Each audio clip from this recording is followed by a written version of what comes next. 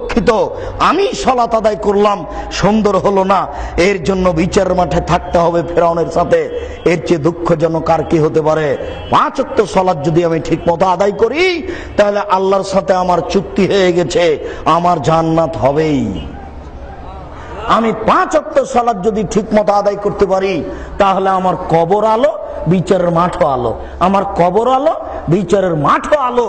আবু হুরায়রা রাদিয়াল্লাহু তাআলা আনহু বলেন, রাসূল সাল্লাল্লাহু আলাইহি ওয়াসাল্লাম বলেছেন, মান সাল্লাল বারদাইন দাখালাল জান্নাহ। কেউ যদি আসরের সালাত আদায় করতে পারে, ফজরের সালাত আদায় করতে পারে, তাহলে ও জান্নাতে চলে গেছে, ও চলেই গেছে। কেউ যদি ফজরের সালাত আদায় করতে পারে আর আসরের সালাত আদায় করতে পারে, তাহলে জান্নাতে চলে গেছে। কথাটি ঠিক ওই রকম যেমন আল্লাহর নবী বলেছেন, ফরজ সালাতের পরে যদি কেউ আয়াতুল কুরসি পড়ে, তাহলে জান্নাতে চলে গেছে। ঢোকেনি কেন? মরেনি এই জন্য। মরলেই যাবে, এই কথা রাসূল সাল্লাল্লাহু আলাইহি সাল্লাম বলেছেন। কথাটি ঠিক অনুরূপী।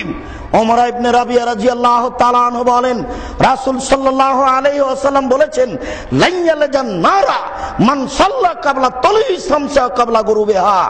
যারা সূর্য ওঠার পূর্বে সালাত আদায় করতে পারে, যারা সূর্য ডুবার পূর্বে সালাত আদায় করতে পারে, তারা কখনো জাহান্নামে যাবে না, কোনো দিনও যাবে না, কখনো যাবে না।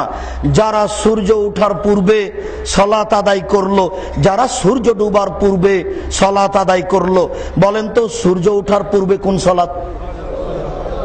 সূর্য ডুবার পূর্বে আসর।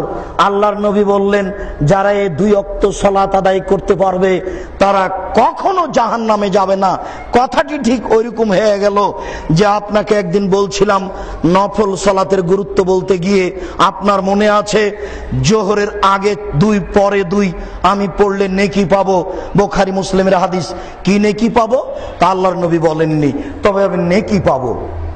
যদি জোহরের আগে 4 পড়ি, পরে 2 পড়ি, তাহলে আমার জন্য জান্নাতে ঘর বানানো হবে।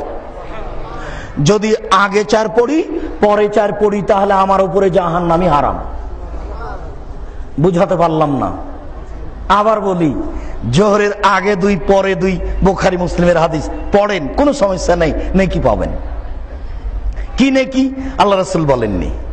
জোহরের আগে 4 পরে 2, বলেন তো কি পাবেন? জান্নাতে ঘর বানানো হবে। জোহরের আগে 4 পরে 4, বলেন তো কি হবে? জাহান্নামী হারাম। ঠিক অনুরূপী কথাটা হয়ে গেল, সে কখনো জাহান্নামে যাবে না, কোনো দিনও যাবে না, তার উপরে জাহান্নাম হারাম। শব্দটা আপনাকে আমি বুঝাতে পারবো না, ওটা আরবি গ্রামের ব্যাপার। লাইন ইয়ালাজান নারা হারগিজ नहीं वो জাহান্নামে যা सकता है, कभी नहीं जाएगा, কখনো সে জাহান্নামে যাবে না। এইভাবে রাসূল সাল্লাল্লাহু আলাইহি ওয়াসাল্লাম বলেছেন।